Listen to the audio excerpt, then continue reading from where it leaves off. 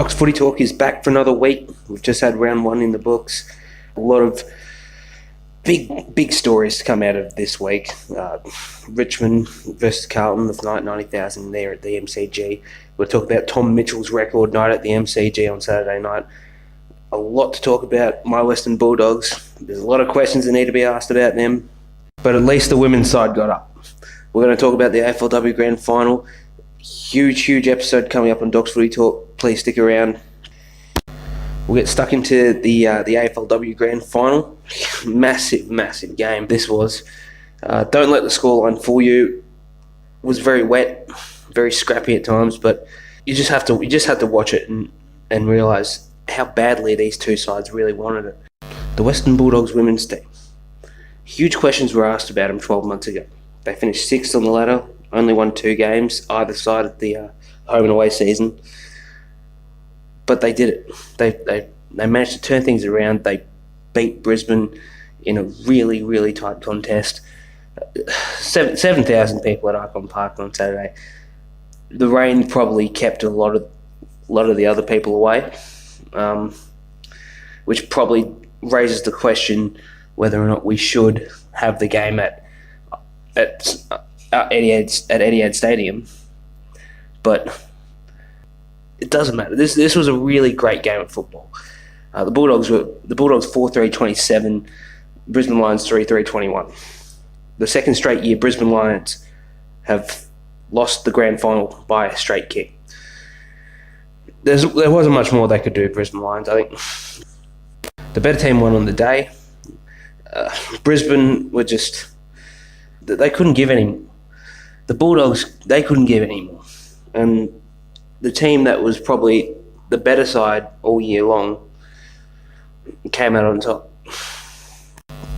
All single goal scorers for the Bulldogs. Deanna Berry kicked things off in the second half with a monster kick from just inside the 50, and then Kirsten McLeod, Monique Conti and Emma Carney ended up kicking the others for the Bulldogs. The Brisbane Lions, Jess Wushner kicked 2. She did very well. She like last game they played in round 2.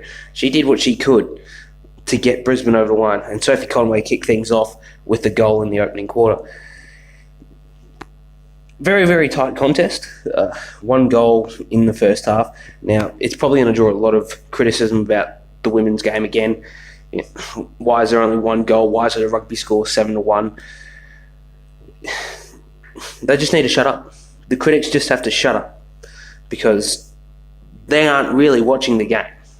They're not true watchers of the game. I watched the game. I watched it twice, and you can tell from the first bounce they were right into it. Yeah, it was a struggle earlier on, but it was pouring down, and Icon Park's not a very small ground either. So of course scoring is going to be a bit of an issue. But what really stood out was all the girls out there. They gave it a crack. Absolutely, they gave it a crack. Monique Conti got the best on ground medal.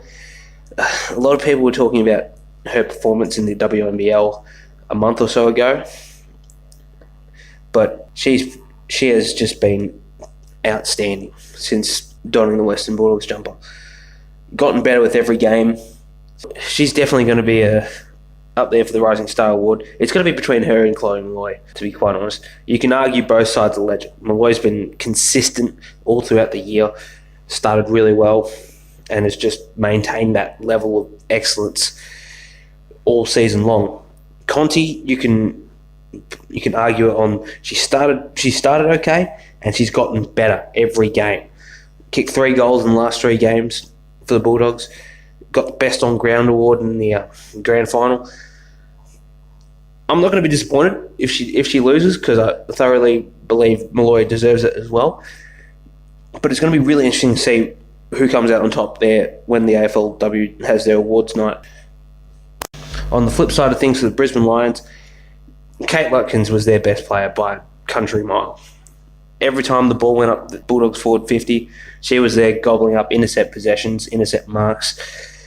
She did it all, and she could not have done anything else if she tried.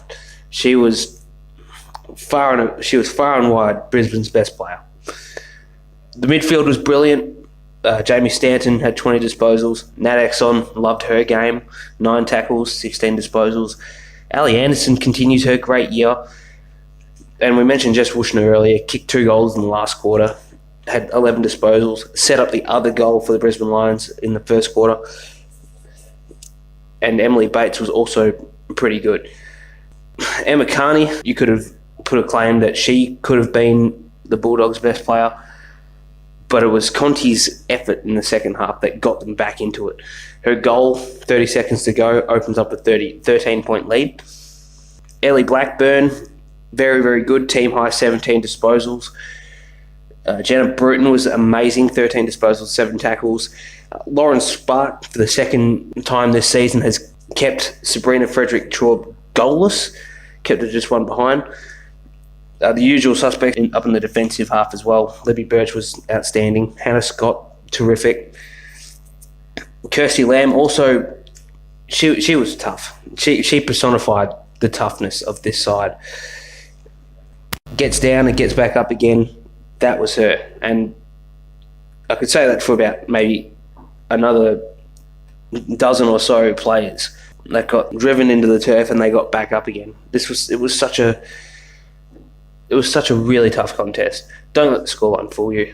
Yeah, it looked like a rugby score, but it was just a terrific game of football. It really brings back to mind all the wet weather, all the days you go out and play wet weather football. It's what you play football for. You go out there and make a contest of things. The AFLW Players Association had their MVP awards the other night. Very, very surprising results, to be quite fair. Courtney Gum from GWS had a great first year, and she was recognised by winning the AFLWPA MVP. Outstanding, but I'd probably have about half a dozen others ahead of her. And she didn't even win best first-year player. She's 36 years old in her first season in AFLW. That went to Chloe Malloy, who we mentioned earlier, huge favourite for the Rising Star Award. And she's been consistent all year long. Chelsea Randall, most courageous player. Don't have an issue with that because she has been terrific all season long. Whether it's playing midfield, playing half back, she just throws herself in the contest, and you know you're going to get 100% every week with Chelsea Randall. There is a huge reason why she is one of the co-captains at Adelaide. She leads by example, and Daisy Pearce was voted best captain ahead of Amanda Ferrugia and Brianna Davey as well. Again, I'd understand that. Daisy Pearce probably personifies leadership, and the way she wins the contested ball at will, that probably has gone a little bit unnoticed this year. But I think she's still a tremendous player.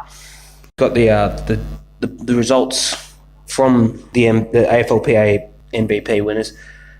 Courtney Gum won the MVP award by a landslide. 69 votes separating her from the next best player. That was Karen Paxman, who I'll also say had a very good season herself. And Chelsea Randall, 55 votes ahead of Courtney Gum as most courageous player. Katie Loynes, who I reckon is a very underrated player, she finished in the top 3 with 33 votes. So the AFLW Awards night is a lot of intrigue in who's going to take home the league best and fairest. You could put it down to a lot of names, really. I mean, Emma Carney's probably the first person that comes to mind. Chelsea Randall's another one, having a great year. People talking about Kate Lutkins as well, because she's probably by far the best defender going around in the league right now. Somebody on Triple M the other day, I was listening to the game as well on radio, compared Lutkins to Alex Rance in the way that he reads the football and takes intercept possessions. Very, very extreme comparison, considering the fact that they're two different leagues. But I see where they're coming from, because Lutkins is a star. All Australian, you can lock her in for that. I think this season's just proven that she is a top 10 player at the worst. She could definitely push a case as a top 5 player in the AFLW. Courtney Gum as well, AFLW PA MVP. She's a chance. Her teammate Alicia Eva as well, strong chance. Don't count out Daisy Pearce always. Karen Paxman, Elise O'Day. They've had great seasons again. You could also pick out Ali Anderson, who's had a really strong year and is probably in the considerations as most improved. They will also announce the All-Australian side, squad of 40, like the men's Australian squad, dominated by both Collingwood and Melbourne, who have 7 players each. Carlton has 2, the least amount of players. Fremantle have 3. The Dogs have 6. GWS have 5. Brisbane have 6, and Adelaide have 4. I mentioned a couple of weeks ago about the AFLW All-Australian team. Won't go into that too much today, but we will have a look at the rest of the AFLW Rising Star nominations. So we'll just quickly go through the rest of the nominees. We did mention Chloe Molloy and Monique Conti. They're the 2 hot favourites to take out the award. Rebecca Beeson was also nominated along with Molloy in round 1 from GWS. In round 2, it was Libby Birch and Bonnie Toogood. Round 3, it was Brisbane Sophie Conway and Emily McGuire from Fremantle. Round 4, it was Conti and Docherty from the Bulldogs in their second double nomination. Round 5, it was Eloise Jones from Adelaide and Breanne Moody from Carlton. Round 6, it was Sarah Allen from Adelaide and Talia Randall from Brisbane. And in the final round, it was Naomi Ferris from the Bulldogs and Anne Hatchard from Adelaide. So the Bulldogs have 5 nominations. That's the most of any team in the short history of the AFLW. Melbourne had 4 Rising Star nominations last year. So I'll do my top 5 predictions for the Rising Star Award. In 5th, I'm going to give it to 2 people. These 2 Bulldogs, because I think they've been terrific acquisitions in the off-season. Bonnie Toogood and Ash Docherty. Now, Bonnie Toogood's played mostly forward, but she's played back at times as well. But she's done such a good job wherever you place her. Didn't have a good game in the grand final, I will admit it. But overall, she's had a really good year. As a forward, she's terrific. She attacks the footy so ferociously. And she can kick a goal too. She's not shy of goals. Ash Docherty is a terrific outside runner. She's great at getting the ball. And she's a pretty good user of the ball too, by hand or by foot. So at 5th, I've got Bonnie Toogood and Ash Docherty together, tight. 4th, I've got Sophie Conway from Brisbane. I think she's been terrific for Brisbane. She's played every game, I think. She played all but 2 games this year. Sophie Conway averaging 8 disposals, kicked 5 goals, sorry. From her first game, she looked pretty composed. So I think Sophie Conway is going to be a fantastic piece in Brisbane's 21. She's number 4 for me. Number 3, I've got Sarah Allen from Adelaide. She's shown a lot as a defender this year. I think back to the game against the Bulldogs. I think aside from Erin Phillips, she was probably the next most influential Crow on the ground. She just reads the play so well, and you've got a really good core in the back line. You've got Chelsea Randall, who can take multiple intercept marks. So can Sarah Allen. Sarah Allen's a really good reader of the play, takes a strong grab overhead. She's a terrific player, and I think she'll be one that Crows fans will be very excited to see in the future. Her sister Jess Allen didn't play. I don't think she played much football this year, but I think she's got a lot of potential as well. They're both very tall. They can play multiple positions on the ground. But Sarah Allen, for me, is going to be the one that's going to star for the Crows in the future. She's number 3. Now it's time for who's number 2 and who's number 1. Chloe Molloy or Monique Conti. It pains me to say it, but Monique Conti is going to be number 2. Why? Because she hasn't been as consistent as Chloe Molloy has this year. Yes, she won the best on ground medal in the grand final, and she does move the ball in a way that I can describe as Marcus Bontempelli-like. Now, you can quote me on that.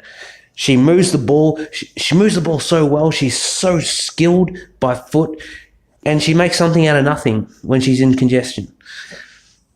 She's improved with every game, and I'm not saying she had a bad first game, because the first game was good, but she's gotten better every game, and she's going to be another huge star in this Bulldogs lineup. She's only 18, and Chloe Molloy's 18 too. But Monique Conti is going to be such a star in the midfield. She's my number 2, and Chloe Molloy at number 1. Just been consistent all year long. Drafted as a forward, she got moved to the back line for round 1, and she's just been terrific ever since. 20 disposals in the first game, and she's just been terrific everywhere you put it. She had stints in the midfield as well, but I think her best footy is definitely in defence now. It averages 14 disposals, nearly 4 marks, and well, she's only kicked the goal, but she doesn't need to play forward anymore. She can play as an outstanding second defender, third defender. She can run the ball out. She has a good boot on her. I think Chloe Molloy is the big favourite to win it, and that is why. So we're just going to recap. At number 5, I've got Bonnie Toogood / Ash Utri from the Bulldogs. Number 4, I've got Sophie Conway. Number 3, I have Sarah Allen. Number 2, Monique Conti. And number 1, Chloe Molloy. We'll get stuck into the round 1 of the AFL 2018 AFL season. 9 games. Mixed bag of results. I got 6 out of the 9 tips right. Adelaide let me down. Melbourne definitely let me down. And North Melbourne as well. I had them beating the Gold Coast Suns. We'll have a look at the game on Thursday night, the season opener, Richmond versus Carlton. And it was a bit nervous at times for Richmond supporters, but particularly in that first quarter, Carlton kicked 5 goals, the first 5 goals of the match inside 11 minutes. But Richmond ended up on top, albeit very, very inaccurately. 17-19, 121 to Carlton's 15-5, 95. 6 scoring shots to 21 will probably tell you a bit about it. Richmond did have a lot of opportunities that went begging. Carlton stuck around. Full credit to Carlton, because I personally didn't really rate them that much heading into 2018, but geez, they showed so much. Charlie Curnow and Matthew Wright both kicked 5 goals. Charlie Curnow in particular, I remember telling somebody that I thought Charlie Curnow was a bit overrated. After this game, I partially retract the statement, because it's only 1 game, but Charlie Curnow was incredible. 5 goals from 19 disposals and 10 marks. And that's sensational. We all know Matthew Wright can kick goals, but that was also a very, very impressive performance from him. And Patrick Cripps as well had 36 disposals. 25 of them were contested. He was brilliant. Cade Simpson, 35 disposals as well.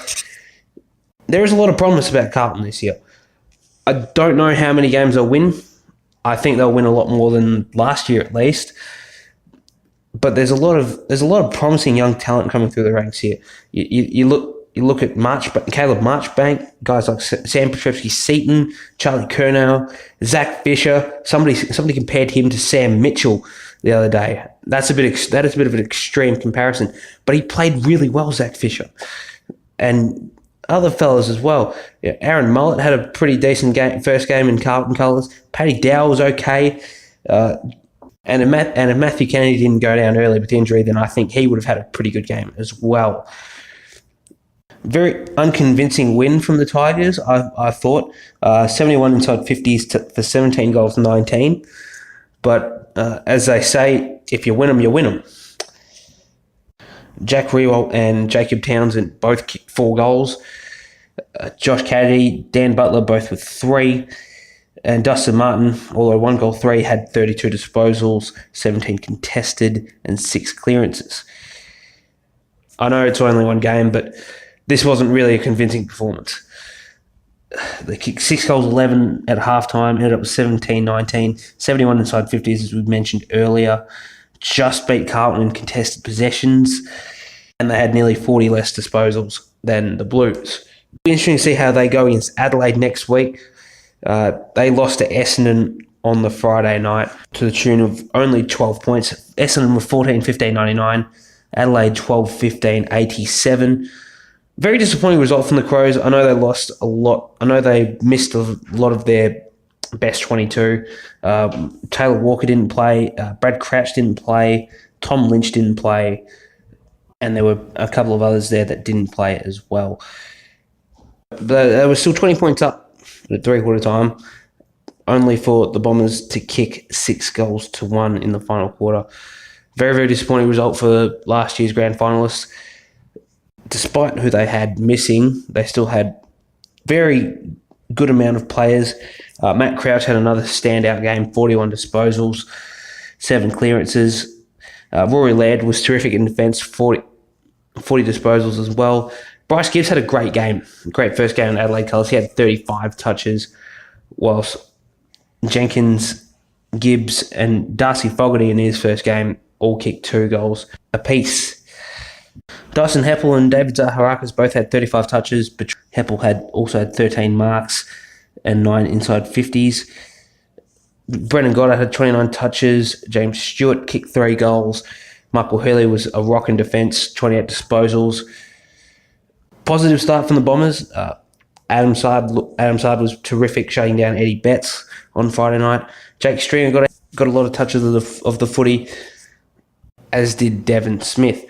The big talking point of this game is that Richard Douglas is out for 1 game for a hit on Zach Merritt that left him concussed.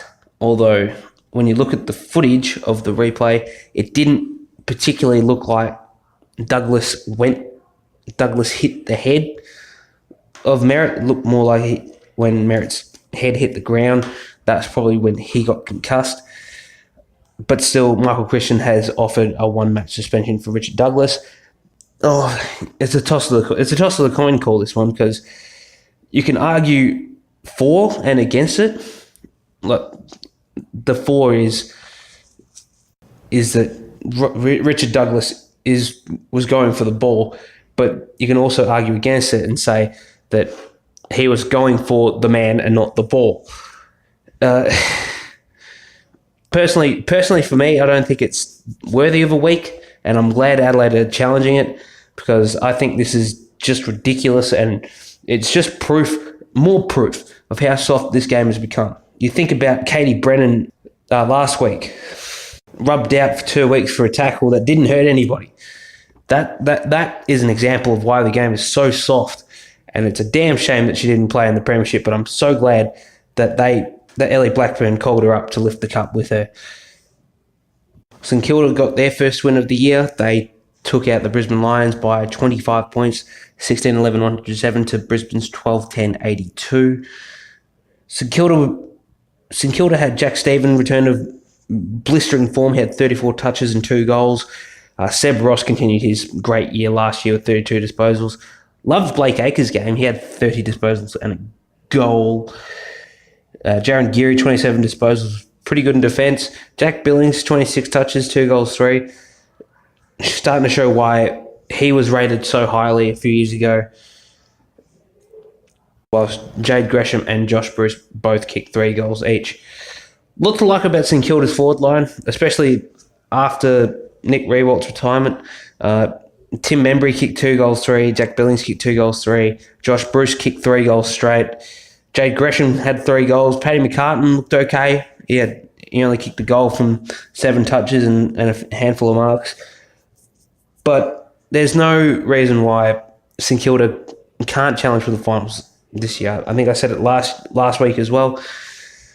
The Saints' list is good, and they're good enough to compete for finals. Whether or not they're top four, I'm not too sure about. They've still got a few teams ahead of them in that regard. But St Kilda, they're not as bad as what people are making them out to be. Let's not take any away from Brisbane, though. I think they were very, very good on Saturday. Nick Robertson, Lewis Taylor led the way with 27 disposals. Dane Beams, the captain, had 26 touches. Luke Hodge, in his first game as a Lion, had 25 touches. And Charlie Cameron, in his first game, had 3 goals, as did Jared Berry, who had 3 goals. Got a lot of love for the Brisbane Lions. And here's why. Because this side is just so young and it's full of promise. And even those that have been in the system now for about 5 years, they're starting to get somewhere under Chris Fagan. Look at Lewis Taylor, who won the Rising Star Award a few years ago ahead of Marcus Bontempelli, of all people. When Justin Lepage was still coach at Brisbane, he was a prime example of where Brisbane were at. There was no sense of direction for the Brisbane Lions. But now there is. He's had a great game, Lewis Taylor, and there's a lot of other young Lions coming through the ranks as well. Harris Andrews is someone who I rate really highly. Alex Witherden is somebody that I really like watching, throw him out of halfback. And even though Eric Hipwood and Cameron Rayner didn't have their best games, I still think they're going to be very, very damn exciting to watch in the future and in a couple of years' time. So don't stress on the loss, Brisbane fans. There's still a lot to love about your Lions. Port Adelaide got the job done over Fremantle on Saturday afternoon at Adelaide Oval. 50 points, the final margin of that game. 16-14, 110 to Fremantle 9-6-60. Port were never really troubled, really. Todd Marshall, career high 4 goals. He was terrific. Jack Watts in his first game for Port Adelaide, very, very outstanding. 3 goals, 20 disposals and 7 marks. He's going to be a really good player to watch this year, Jack Watts, because if he continues to have games like that, because we know how good he can be as a player, Jack Watts. But I think under a new team and under a new system, I think he's going to show a little bit more consistency in his game. Stephen Motlop had 2 goals and 19 disposals. I thought his game was pretty good. A lot of questions still remain about his consistency, but I think he's going to be a very, very interesting player to watch as well. Charlie Bonner had 31 touches and 6 marks, awarded the first Rising Star nomination in the men's league for this year. Probably deserved it as well. He's been in the system now a couple of years now. Very, very quick, very, very athletic. And I personally knew that within time he was going to be a pretty good player, particularly on the wing or off half-back where he plays at the moment. Otherwise, you've got your usual suspects there. Jared Pollock had 29 touches. Brad Ebert, 28 touches. Ollie Wines, 28 touches. Dusty Burn-Jones had a pretty good game, 28 touches. The captain, Travis Boak, had 26 touches. Well, I thought it was fascinating to see Don Barry in his first game back in AFL footy after a couple of years in, I think it was in the South Australian Football League. He used to play for Melbourne, I think it was a few years ago now, probably 2014, his last season. But he had 22 touches as well, 5 marks. He looks like he's going to be a very important recruit for Port Adelaide this year. But the big story is Paddy Ryder's injury. Looks like he ruptured an Achilles. The severity of it, I'm not too sure. Did start off pretty well, had 16 hit-outs, a goal, 6 disposals, a couple of marks. It's gonna hurt them here because apart from Paddy Ryder, I'm not too sure who else is there to ruck for Port Adelaide because Matthew Loby's gone, Jackson Trengove's gone, and you've probably got a couple of players, young fellas who just aren't ready. So that's going to be a very interesting development there because I think Paddy Ryder's going to be out for an extended amount of time, and that's probably something Port didn't need at the start of this season. We'll head over to the game in Cairns on Saturday night. Very, very wet game. Apparently, it was close to calling off the match, But in the end, I'm really glad they didn't, because the weather eased up and the Gold Coast Suns ended up shining on top of North Melbourne in the end, 7-13-55 for North Melbourne's 5-9-39, giving Stuart Dew the latest induction to the list of coaches who win their first game in their first attempt. Ben Ainsworth, the only multiple goal kicker for the Suns, he kicked 2 goals. Jack Zeeble kicking 2 goals for North Melbourne, the only multiple goal kicker for them. David Swallow had 32 touches. A lot of talk about him as to whether or not his body can sustain the rigours of AFL for a full season. Had an injury-plagued start to his career and has pretty much followed him all the way through. Aaron Young, his first game since crossing over Port Adelaide, was really good, had 26 disposals and a goal. Bowes had 20 disposals, Matt Rose had 26 disposals, Jared Witts 25 disposals and about 34 hit-outs. He was dominant in the ruck, while for North Melbourne, Ryan Clark and Jamie Millen both with 26 touches. Billy Hartung, his first game for North Melbourne since being delisted by the Hawks, had 22 touches. Jai Simpkin had 22 touches. And Ben Cunnington, Sean Higgins, and Jack Zeeble all had 21 disposals. Don't kill wet weather football, regardless of how bad the conditions are. I get it if there is thunderstorms about, but don't force a game off if it's wet. That's just awful. I hate it. Is the future bright at the Gold Coast Suns? I'm not too sure about it just yet. Keep in mind they only just beat North Melbourne, who are another team that are tipped to struggle this year. They beat them in wet conditions. We're not too sure about that at the moment. There is still a lot of promising signs though. Darcy McPherson looks pretty good, 9 tackles. Aaron Young was outstanding in his first game. Nick Holman is going to be a very interesting player to look at. Former Blue, had 13 touches and 13 tackles as well. And Jack Bowes, I thought, had a really good game as well. So there are positive signs for the Gold Coast Suns. I'm not ready to say that the future is bright just yet, but we will find out in the next couple of weeks about that. Just a quick update on Doc's Footy Talk. Richard Douglas's appeal has been upheld, so he's going to be fined $10,000 and still suspended for round 2, which means that he's going to miss the big game between Adelaide and Richmond. On to the game on Saturday night at the MCG, Hawthorn versus Collingwood. It was a record night and a history-making night, but for Collingwood fans, they're not going to remember it for the right reasons.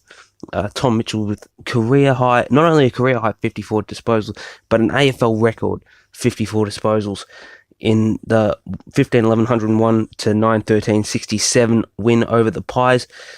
Never troubled the Hawks. They were never troubled. And this being the second time in 3 games, I think it is, that Tom Mitchell has recorded 50 disposals or more against the Pies. Nathan Buckley's very interesting to hear Nathan Buckley's reaction about all this. The first time he scored 50 disposals against the Pies, Buckley pretty much said that his disposals didn't mean much. Now, yeah, you can make the argument that he gets cheap touches, but he gets to the right spots all the time. He wins and he also wins contested ball. I think half of those 54 disposals were contested possessions. Just getting a look up at the moment. 27 of the 54 disposals he had were contested, so that is pretty much half his disposals. But not only that, he had 8 marks, 9 clearances, 8 inside 50s. So he's doing something with those disposals. It's not like he's just handballing them off, despite the fact 34 of his 54 touches were handballs. But he's getting in contested spaces. He's winning the ball. So I don't see what the big deal is about. This is a really big night for Tom Mitchell. I think was he 3rd in the Brownlow last year, top 5 anyway. But he's going to be a huge factor this year. Jager O'Meara also had 27 touches. He looks good, Jager O'Meara. If he gets another full season under his belt, you watch out. James Sicily, also a huge talking point in the back line. He had 26 touches, 7 marks, and 4 rebound 50s. So he's going to be a really, really interesting player to watch. Really good when he gets his head straight, but when he gets agitated, and it's more often than not, teams will focus on him. He will implode. But there's a lot of upside in James Sicily. He just has to keep his composure at all times. Somebody said that James Sicily could be All-Australian defender this year. Can't knock that down right now, but I can't necessarily agree with him just yet. Really good game. Let's just see where it goes from there with James Sicily. Why is Nathan Buckley still coach? Collingwood have gone downwards every year, and last year probably should have been his last year. I don't want to throw too much shade under Nathan Buckley's name, but how can you not put any attention to Tom Mitchell? He ran around with his own footy on Saturday night, and I cannot believe that this man is still in charge of Collingwood. The team's good. The team is good enough to play finals, but they were nowhere near it on Saturday night. I'm just bewildered of how Nathan Buckley can hold on to a job when Collingwood have gone down every single year. I think, what were they, top 4 when he started? That was 2012, 2013, got knocked out of elimination finals, and then from there they haven't played finals since. And I'm hoping it'll be a while before he makes another silly comment like the one he made about Tom Mitchell's first 50 disposal game last year. Now, we're going on a Sunday afternoon game at Manuka Oval. GWS taking on the Western Bulldogs. Now, anyone that's going to accuse me of bias, stand by, because I'm going to unload on my team, because they were absolutely poor. They were absolutely dreadful. They gave no speck of effort, aside from the last 15 minutes of the first quarter. The Giants just ran rampant. Now, I'm not going to take anything away from the Giants. They won 2013, 133. Western Bulldogs 7-9-51. I'm not taking anything away from the GWS Giants, because they were always going to be a class above the Western Bulldogs. It's one thing to be outclassed. It's another thing to actually give a net about the contest at hand. And the Bulldogs just played like they didn't want to beat it. It was absolutely dreadful. Absolutely pathetic to a degree. And it's just an absolute diabolical performance. Made worse for the fact that Tom Liberatore ruptured his right ACL, his good knee, midway through the first quarter. He's gone for the year. And it's sad because Tom Liberatore had a really bad 2017. He was going to come back. He looked good in the preseason, and all of a sudden it's just a twist and you're gone. And you could tell from the moment he did twist his knee that he was in a bit of pain. The Giants had winners all over the ground here. Lockie Whitfield's game off half-back, I think, is going to be a really fascinating development to watch this year. Had 34 touches, 9 marks, handful of rebound 50s as well. He's very good. Stephen Canelio, Josh Kelly were the stars in the midfield. 32 touches for Canelio, 2 goals. Josh Kelly, 29 touches and 2 goals. Tim Taranto is going to be one to watch this year as well, second-year player from the Sandringham Dragons, had 32 touches and 5 tackles, 6 marks as well. Up forward, Jeremy Cameron and Toby Green combined for 10 goals. Cameron kicked 6-3 off 18 touches and 9 marks. Toby Green, 4 goals off 25 touches, 10 marks. Say what you will about Toby Green, but you can call him a thug, call him a dirty player, say you want to bash his face in, but at the end of the day, he's still a very, very good player, and arguably a top 20 player. I had him just outside my top 50, but Toby Green is a star. Can play forward, give you a bag of 4, and can push up the ground, give you another 20 touches. You don't get too many players like that these days. They either do one or the other. Jack Macrae and Lachie Hunter, the only two dogs that managed to crack 30 disposals. Macrae, you know what you're going to get from him week after week. He's very, very consistent. Lachie Hunter had 32 touches. Great performance from him. Dowhouse, 29 touches. Really liked Tim English's game. Second-year ruckman out of WA. He had 13 touches, 12 hit-outs, 3 tackles, took 6 marks. Half those were contested. He pushed forward at times, looked really... He just looked dangerous. He attacked the footy every time it came his way. Didn't stick all of them, but he's still very young. He's 19 years of age.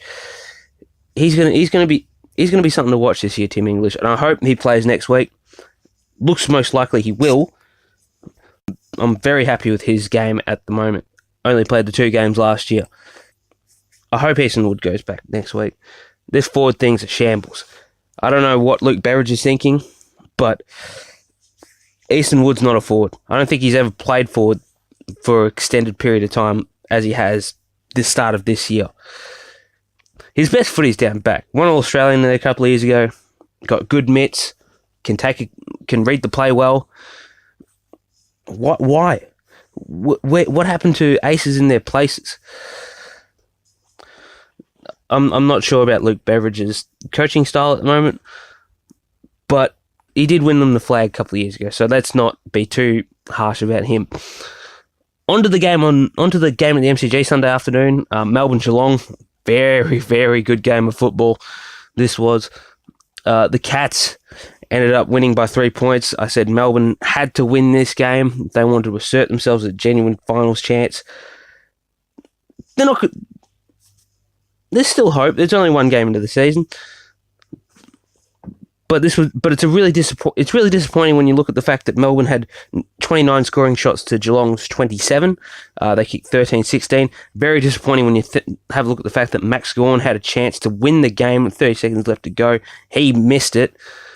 Let's not take away the fact that Max Gawn had a really good game himself. But there's still going to be questions whether or not Melbourne are ready to play finals this year. I think they can. I still think they can. There's still a long way to go in the season. There's 23 rounds, 22 games for the team. So I'm not worried about Melbourne right now. Gary Ablett, first game back as a Cat, had 39 touches. Just your lazy 39 touches, really. Kicked the goal himself. Joel Selwood as well, 39 touches. They both stood up in the absence of Patrick Dangerfield. Mitch Duncan, 26 touches as well, 10 marks. Very, very good player. Daniel Menzel kicked 4 for the Cats. While for Melbourne, Max Gawn, we mentioned his miss a little bit earlier. He had 20 touches, 47 hit-outs, dominated the ruck, kicked the goal. This miss won't haunt him. He's a really good player, Max Gawn, and he'll continue to focus on those sort of aspects on his game. So he'll be in All-Australian contention this year, provided he stays fit. Clayton Oliver had 28 touches, 10 tackles. He looks like he's going to be in for another big year. Christian Petrarca at 24 could have had himself 3 or 4 goals, to be fair, and that would really have him in contention for one of the league's best young players, because we all know his potential, Christian Petrarca, but he's just not there yet. There's bits that he's really, really good at. He wins contested ball. He creates. He loves creating, and he's a contested beast. And he knows how to kick a goal or two, but he's just not at the level yet where he can tear a game apart. He shows bits and pieces of it. He's not there yet. Young Bailey Fritsch, who impressed during the preseason, he only had 11 touches, but also had himself 6 marks, kicked a goal, and 5 tackles. So he's pretty productive. Love the way he goes about it too. Picked up from Casey last year in the VFL. He's going to be one to watch. I did enjoy what he did in the VFL last year. Didn't enjoy what he did in the JLT series. So I think he's going to be a really, really good player in the future. Only 21 years of age as well. And then on to the final game. West Coast versus Sydney. Now, this was at the Optus Stadium, newly developed Optus Stadium. Eagles did get the rights for the first home game there this year. Couldn't get the job done, 29 points. Sydney just looked a step above the Eagles all game long. 18,715, Eagles 13,886. Lance Franklin, the star of the show, with 8 goals. You would expect nothing less from him. Luke Parker had 32 touches, Jake Lloyd 29 touches, and Isaac Keaney 26 touches for Sydney. While for the Eagles, Nick Naitanui, his first game back, had 12 touches, 33 hitouts, kicked a goal, looked really, really good covering the ground. So I think he'll get better as the year rolls on, provided he doesn't do another ACL. Mark Lacroix kicked 3, Jack Darling kicked 3. The Eagles looked okay. I mean, a lot of people were quick to write them off because Matt Prentice and Sam Mitchell, both probably their top 2 midfielders, they're not there anymore, but they're not too bad at the moment. Shuey, you imagine he'll be up there. He had 25 touches. Elliot Yeo played a bit of midfield, had 26 disposals, kicked a goal. Andrew Gaff had 24 touches, and I thought Dom Sheed was pretty serviceable. He had 23 disposals. Do need more from Chris Marston. It's hard to believe this man was a top 3 pick 10 years ago, but he had 15 touches on Sunday. Jack Redden had 18 touches. I think he can do a lot better than that. Lewis Jetta had 16 touches. I think he can do a little bit better than that. The Eagles aren't going to be a rubbish side. I don't think they will. And it's going to be interesting to see where they fit next week against the Bulldogs side that's going to be fired up from facing a week's worth of criticism in the media. We'll have a look at the round 2 games a little later on, but we'll go through a new segment here on Docs Footy Talk. It's Team of the Week. And there are quite a few players that we've mentioned already that are in this side. We'll go from the back line. Lockie Whitfield, we mentioned his 34 touches. Michael Hurley was amazing in defence. And Adam Sard as well. He kept Eddie Betts goalless. Very, very really good defensive performance from him. At half-back, Rory Laird had 40 touches on the weekend. Couldn't really find another tall. You could put a claim for Alex Rance, but I don't think he was that good on Thursday night. So I had James Sicily at centre-half back. As an undersized centre-half back, I reckon you can't not have Sicily in there. He had a really great game. And Jake Lloyd, the other player in the back 6. We'll go to the mints. Max Gawn, probably the number 1 choice at the moment. He had a really great game, dominated the hitouts. Patrick Cripps had 36 touches on Thursday night. Very, very great performance from him. Gary Ablett's in there as well, 39 touches. On the 2 wings, we've got Jack Stephen, who had a really great game against Brisbane, looked back to his best. And Bryce Gibbs, who had 35 touches on the wing, he's on the other one. And it's not a midfield without Tom Mitchell and his 54 touches on Saturday night. Down to the forward line now, and you got a really good combination of forwards here. We mentioned the 2 Giants before, Toby Green, Jeremy Cameron, kicked 10 goals between them. Lance Franklin's 8 goals gets him in there. Charlie Curnow, we mentioned as well, had with the 5 goals. He's in the pocket, along with Luke Bruce, kicked 4 goals. And Charlie Cameron's first game of the line was pretty good. He deserves a spot in the forward line as well. And onto the bench, Joel Selwood, 39 touches, gets a look in. Matt Crouch, 41 touches. The Rising Star nominee, Riley Bonner, gets in there as well. He's the half-back option. And Matthew Wright's 5 goals just gets him in there. As you probably imagine, there were quite a number of players stiff to miss out. Jacob Townsend, first one that comes to mind, kicked 4 goals on Thursday night. Most of them came in the last quarter when the Tigers really needed them.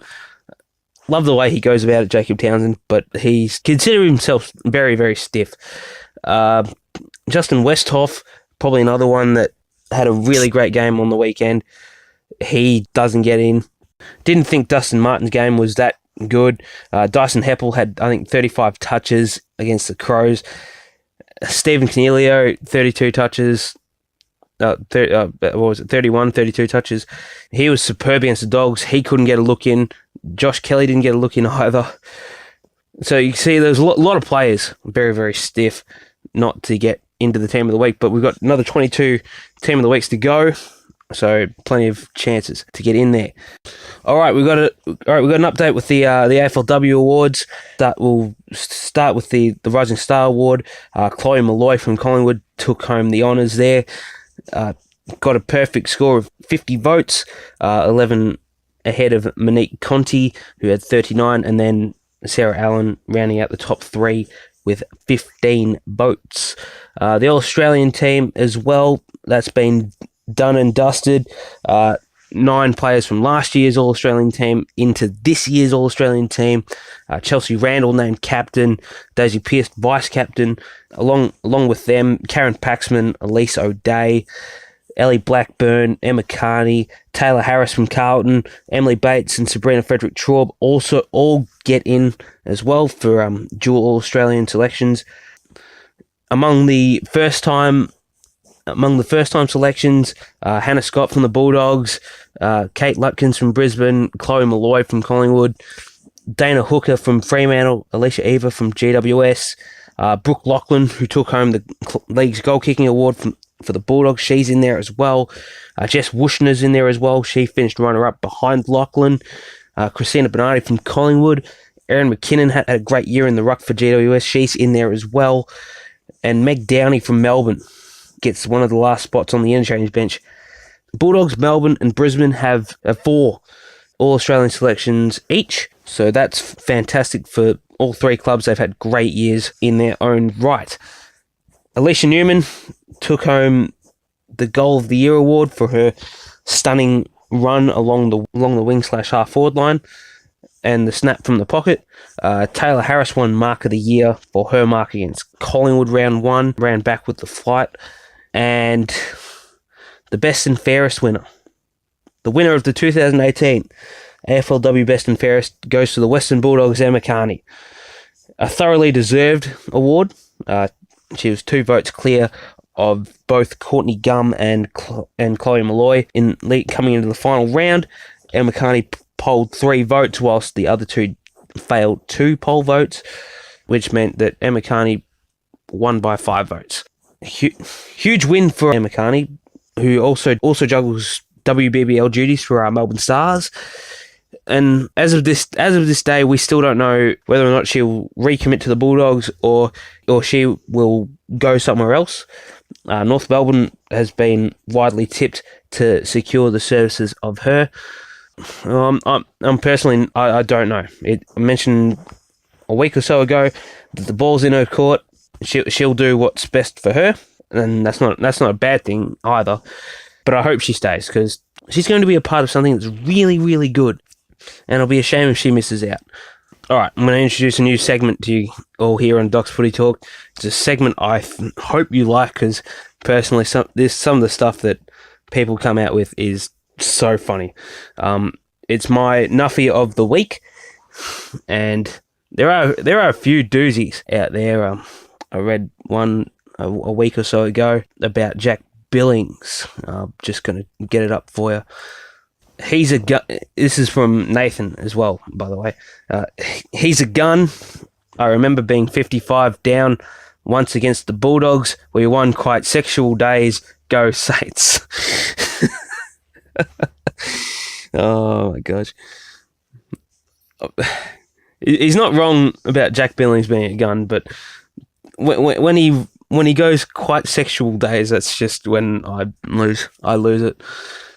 I will give out a special shout out to Steve, who posted on one of the Western Bulldogs forum sites, embarrassing 3 memberships free to anyone, and then goes on further to say you can find them burning in the centre circle of Western Oval.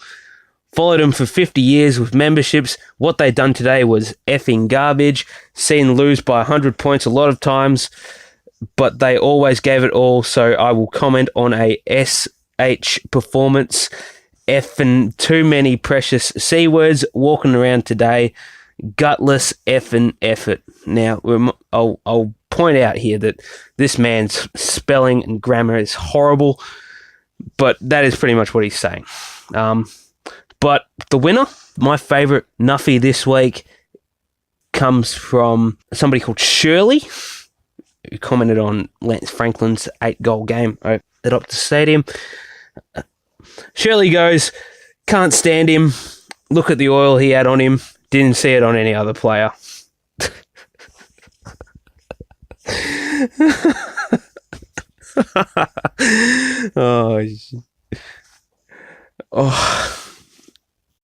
I will point out as well that these comments, courtesy of the Nuffies on AFL Page's Facebook page, love the work they do week in, week out.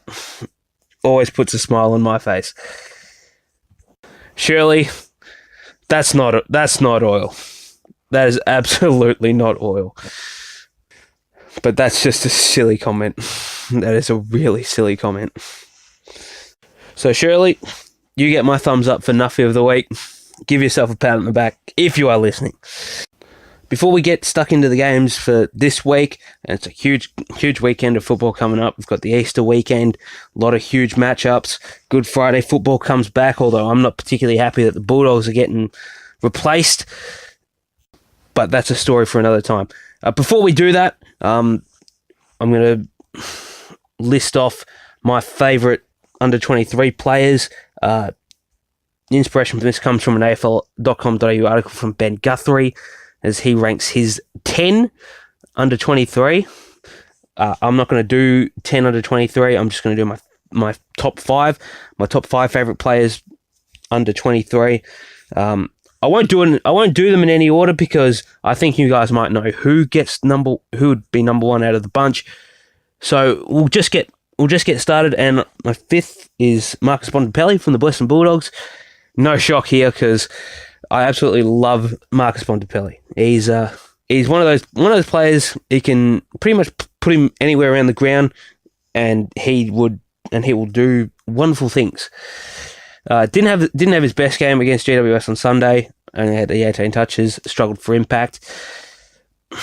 From the first year he came into the system, you just sensed that something was going to be special with this kid. Was at the game against Melbourne, I think it was round 15, 2014.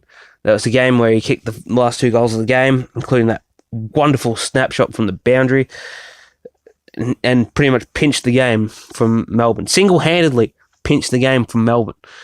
So, and since then, he's done a lot of great things. He's won All-Australian. He's been a premiership player, won the best and fairest in the premiership year. Current 2-time best and fairest winner at the Dogs. And he's only, I think, was he 21, 22? There's his best football still ahead of him. So, Marcus Bontempelli is the 5th. At number 4, I'm gonna have Josh Kelly, because Josh Kelly, I don't think gets enough credit because he doesn't play in a Victorian club. He struggles to get as much recognition as, say, somebody like Paddy Cripps does, as somebody like Marcus Bontempelli does. But Josh Kelly's a gun. You know, a lot of people think, he's on the wing, gets a lot of cheap touches. He doesn't get cheap touches. He wins hard ball as well. He's really good on either foot. He kicks goals, wins your clearances, inside 50s. He's a do-it-all midfielder. And Josh Kelly will be in for another big year. Another All-Australian calibre year, I definitely think that. Josh Kelly, number 4 for me. Number 3, Matt Crouch. Young man, flew under the radar for most of his career, really. He's had a pretty good year. Pretty good year last year. All-Australian, best and fairest for Adelaide. The side made the grand final. And I think this all stemmed down to when Patrick Dangerfield left, because when he left, it opened up the door for a lot of other players to step in and take their respective roles. Matt Crouch was one of them, most definitely. Averaged 33 touches last year. Only Tom Mitchell averaged more. and he was contested ball, clearance machine, loved tackling, and he uses it well. You know, a lot of people who win disposals don't use it well. You think Paddy Dangerfield, Dustin Martin for a while, but he just uses it with such precision. And Matt Crouch will definitely be amongst the game's top midfielders somewhere down the line. At number 2, I've got a young man from Melbourne by the name of Clayton Oliver. Only in his second year, Clayton Oliver, and he has managed to average himself nearly 30 disposals, be a clearance ball, contested ball winner, and you know, a lot of people gave him a lot of stick last year for his diving incident, his Twitter war, and his interaction with a very vocal Carlton fan. And it wasn't a very nice interaction either. I'm pretty sure he threatened to kill him or something. But Clayton Oliver's still, you know, he's still a young man. He's what, 19, 20 years old now. He's still a young man playing in a league of fully grown men. So there's a little leeway for him there. But the way he goes in hard wins your contested ball, it absolutely fascinates me, and I absolutely love the way he goes about it week after week. Won Melbourne's Best and Fairest award last year, so that's a testament of what the club think of him. Should have been in the All-Australian squad of 40 at least, but he couldn't even get a crack in there. So that'll only drive him further this year, I reckon. He'll have a great year. He's a huge chance for back-to-back Best and Fairest. Get himself an All-Australian selection. He's number 2 for me. And number 1, I'm doing this in no order, by the way. Number 1 would have to be Paddy Cripps. I did my top 50 the other week, and I stupidly left out this man because I completely forgot. But Paddy Cripps is going to be a legitimate Brownlow contender in about 5 years. I watched his game against Richmond on Thursday night. He was unstoppable in congestion. He had 36 disposals. Over 20 of them were contested. So he's a hard nosed on bowler, and there have been knocks on his kicking. But what I love the most about Paddy Cripps is that he doesn't stop working. He will work on those sort of deficiencies in his game. He wants to be a complete midfielder, and I cannot believe that I did leave him out of my top 50 because he definitely deserves it. And if any Carlton supporter listening to this, I'm sorry I left him out. It won't happen at the end of the year should he continue this form. Probably don't have enough time to do your top 10, but I'll give out special mentions to Eric Hipwood, Alex Witherden, both from Brisbane, Andrew McGrath from Essendon. I think he's going to be a legit player. Joe Danaher as well. He'll have another 60-goal season.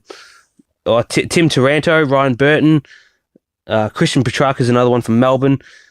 Ollie Wines, Jack Billings. There are a lot of talented players under 23, and in a shortened top 5 list, you can't have room for every one of them. So my apologies there. Let's have a look at the games this week. Adelaide Richmond kicking things off Thursday night at Adelaide Oval. The grand final rematch from last year. It's going to be very, very interesting to watch this game because Adelaide were pretty understrength against Essendon last week. Some people did predict them to lose to Essendon. I thought they had enough to get over the line, but they didn't. Who they get back this week, I'm not quite sure just yet. Darcy Fogarty looked really good. I hope he continues to play. The Tigers, if they get their kicking boots on, I reckon they'll win.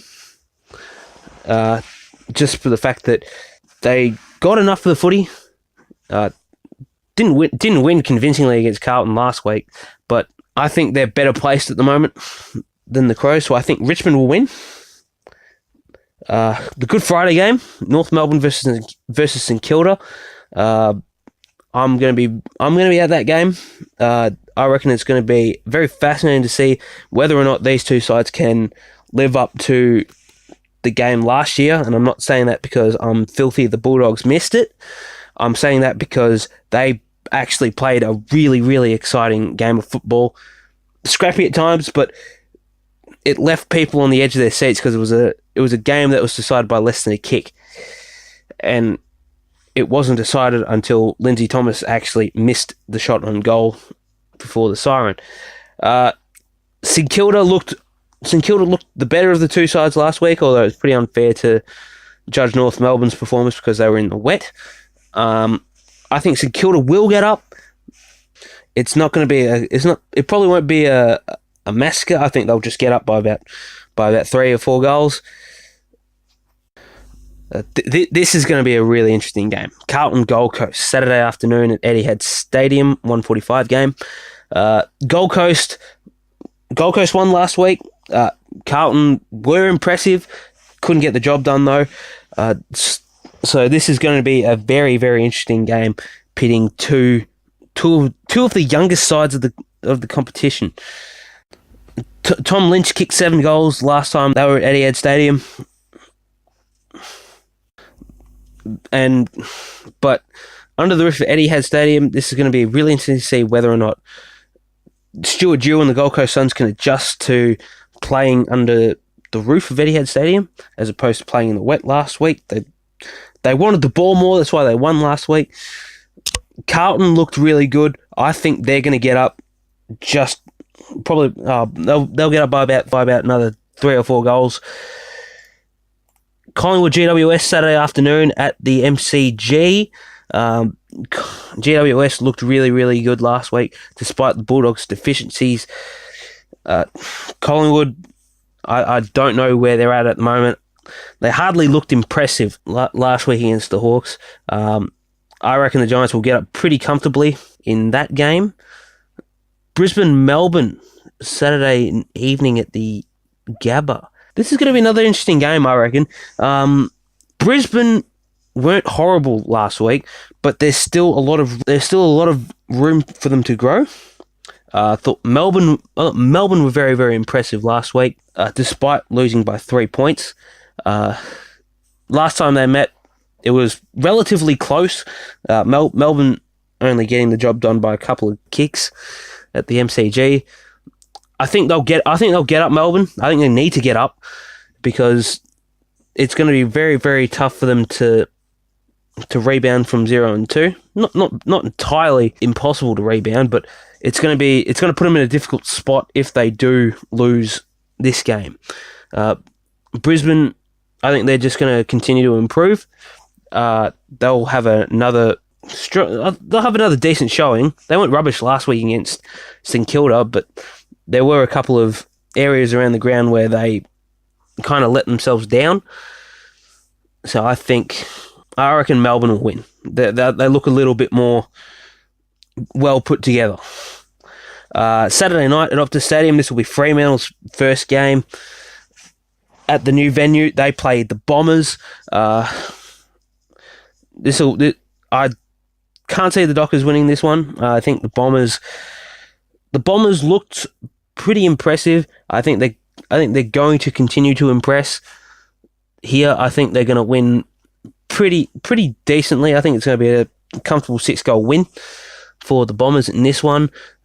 Although I wouldn't really count out Fremantle at the moment. They've won 4 of their past 5 matches against the Bombers, and Fremantle lead Essendon 11 games to 7 whenever they play in Perth. On to Easter Sunday. This is going to be another very interesting game to watch here. The Western Bulldogs versus the West Coast Eagles. Strangely enough, even though they got belted by about 82 points, the Western Bulldogs go into this game as the favourites. They didn't beat West Coast in either of their 2 games last year. They haven't. They've won 2 of their past 5 games. It's a well-known fact that West Coast do struggle when they play interstate, particularly in Melbourne. I think the Dogs, they've got to bounce back this week. They just absolutely have to bounce back. I think they'll win. Not won't be a big win, but I think it'll be around your 20-25 point range. Andrew Gaff though needs to be looked at. Had 35 disposals round 8 last year, and then in round 15 he gathered 42 touches. It's almost as if the Bulldogs don't want to go anywhere near him. But I reckon in general, I think the Bulldogs, they've got to bounce back. They've faced a week of criticism in the media. They've got to get it together. I reckon they'll get the job done. Sunday twilight game, Sydney Swans hosting Port Adelaide at the SCG. Their first meeting since round 1 last year, which Port Adelaide surprised the Swans. This will be a really big game for Port Adelaide because they beat Fremantle last week. Fremantle probably aren't going to be finishing anywhere near the top 8 this year, but Sydney will be. And this is going to be a really, really tough assignment here, particularly when they're playing in Sydney. I reckon the Swans will just get up. Paddy Ryder's going to be a huge out with his Achilles. And you add to the fact that Port Adelaide haven't won 2 games in a row over Sydney since 2002 and 2003. You've got to back Sydney here. Who stops Buddy Franklin at the moment? I reckon he'll have another big game, but kicked 8 last week. I think he's going to be in for another huge outing here. And then finally, the Easter Monday game. This will be another game I'll be tuning into. The Hawks and the Cats. Hawks, both teams coming off wins here. Last Easter Monday game, Geelong absolutely slaughtered them. I was at that game, and just Hawthorn, they just couldn't get things together. And I think the Cats slaughtered them with 11 goals in the last quarter, I think it was. Patrick Dangerfield comes back into the side. It's going to be very interesting to see what transpires there, because Gary Ablett and Joel Selwood were really, really good last week. I'd love to see Paddy Dangerfield go forward again. Kicked 5-6 last time they played, and that was on supposedly one leg, but there have been theories and rumours that he played it up a bit. The Cats have won their last 4 games over the Hawks. I think they will do it again, although it won't be as bad as the last Easter Monday game. That's going to be a very, very good game to watch. I'll be there for that one, and I think it'll be another huge attendance there. Well, that's all the time we have for this week here on Doc's Footy Talk. Another episode done and dusted for the week. Best of luck to all your teams this week, and until next week, goodbye for now.